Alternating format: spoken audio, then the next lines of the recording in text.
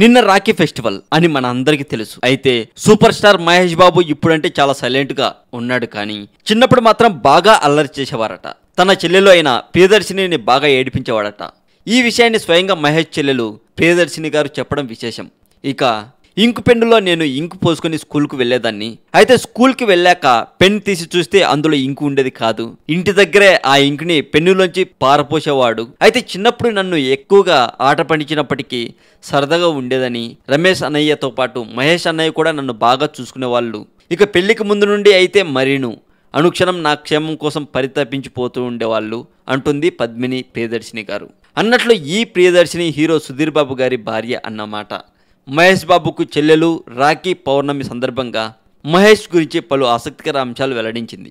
అలాగే ప్రపంచ రాష్ట్రాల ఛానల్కి సంబంధించిన లింకు ఇదే వీడియో డిస్క్రిప్షన్లో ఉంటుంది, క్లిక్ చేసి సబ్స్క్రైబ్ చేయండి. టాలీవుడ్ సెంట్రల్ ఛానల్కి సంబంధించిన అఫీషియల్ ఫేస్బుక్ పేజ్ లింకు ఇదే వీడియో డిస్క్రిప్షన్లో ఉంటుంది, క్లిక్ చేసి లైక్ కొట్టండి. మరింత టాలీవుడ్ సమాచారం కోసం సబ్స్క్రైబ్ చేయండి టాలీవుడ్ సెంట్రల్.